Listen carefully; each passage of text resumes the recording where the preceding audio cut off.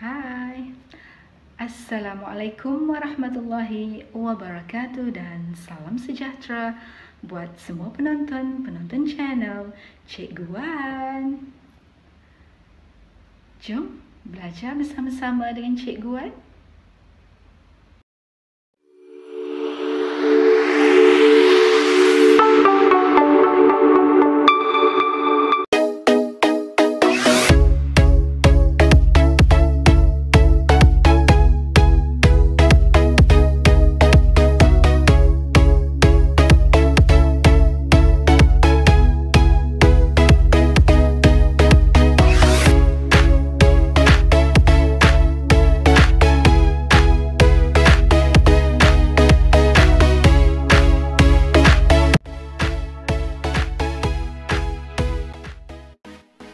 Apa khabar semua?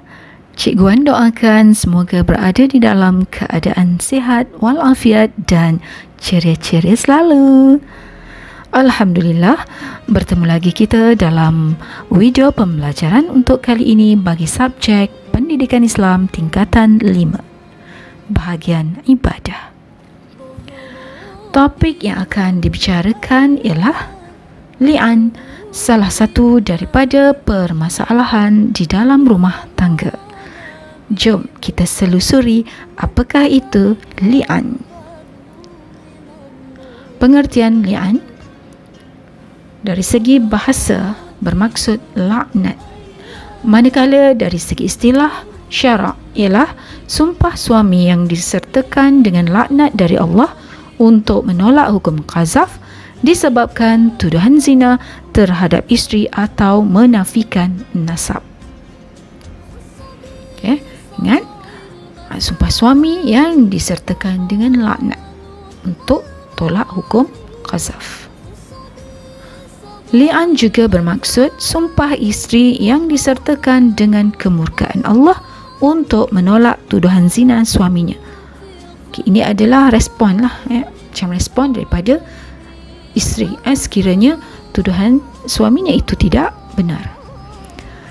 Li'an disyariatkan untuk menyelesaikan masalah rumah tangga. Dalam banyak-banyak kisah rumah tangga, macam-macam masalah yang dihadapi. Dan salah satu cara untuk menyelesaikan masalah rumah tangga tersebut adalah dengan cara li'an. Sebab berlaku li'an, pertama, apabila suami menuduh isterinya berzina tanpa membawa 4 orang saksi yang adil.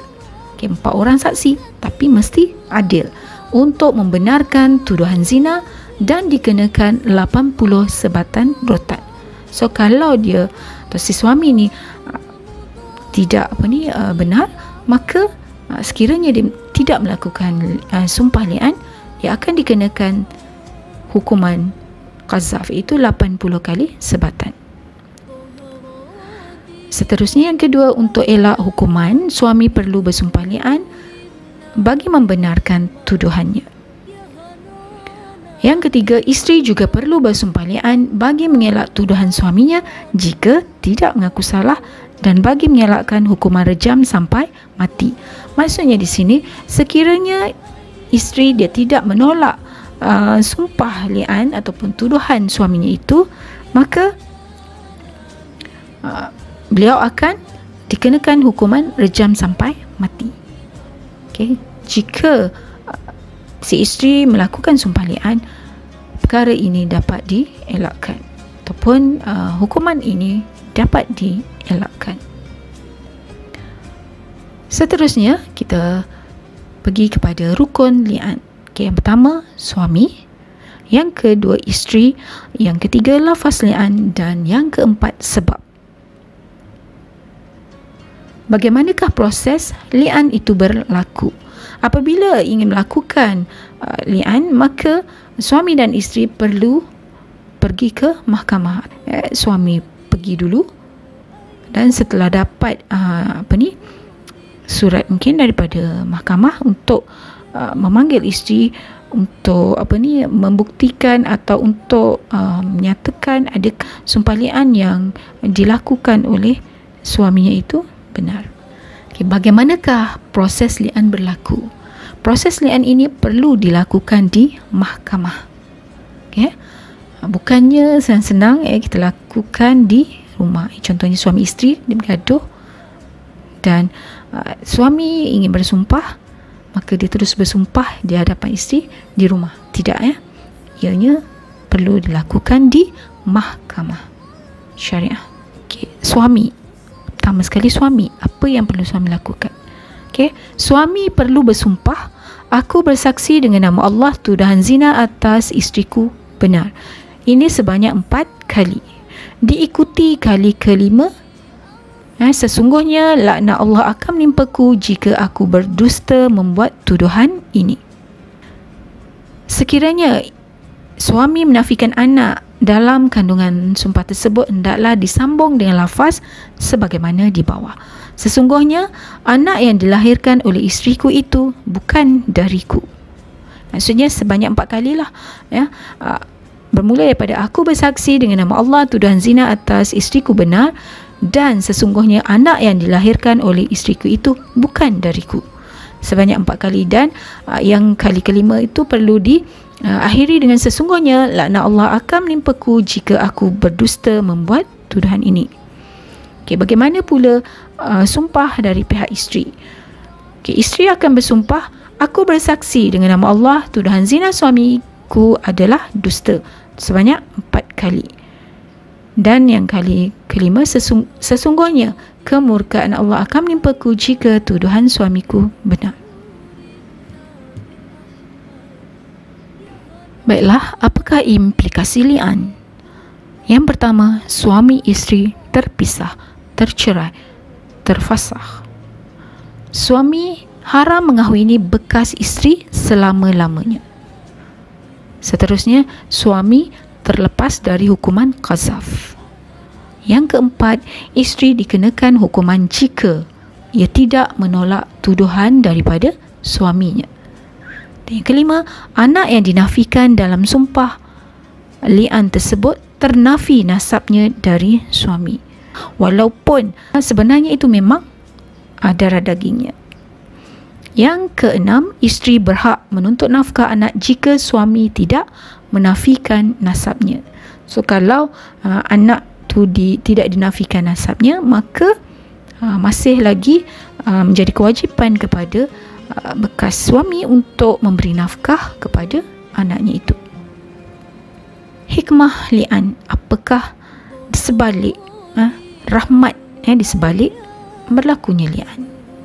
Yang pertama, suami dapat mencari penyelesaian secara adil dan diredai oleh Allah Subhanahu Wa Taala.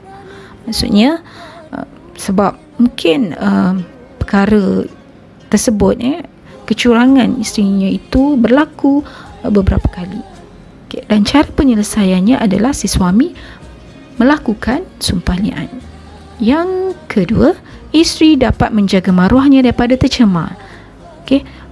Sekiranya sumpah suami itu atau tuduhan suami itu tidak benar, maka bila isteri melakukan juga sumpah li'an, dia akan dapat menjaga maruahnya daripada tercemar. Sebenarnya dia tak buat, tapi suami dia mungkin ada niat yang tidak elok dalam melakukan sumpah li'an. Yang seterusnya, suami dapat pertahankan kesucian nasabnya. Sekiranya anak yang dilahirkan itu bukan daripada darah dagingnya, maka si suami dapat pertahankan kesucian keturunannya.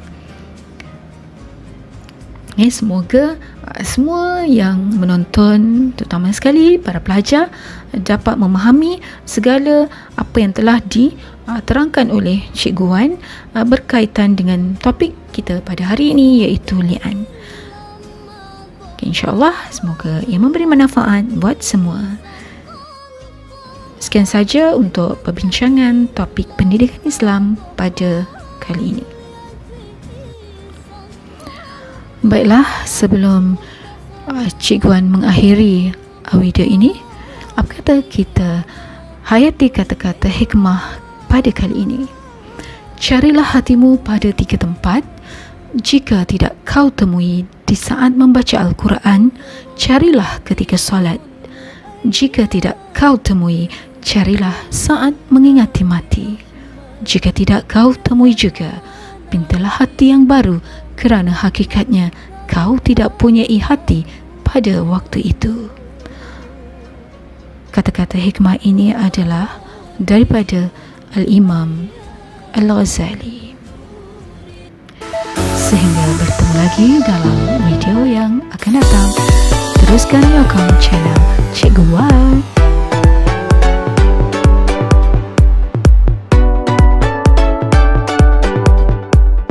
Jangan lupa like, komen, share dan subscribe sebagai tanda sokongan kepada channel Cikgu Wan. Terima kasih kerana menonton. InsyaAllah jumpa lagi di video akan datang ya.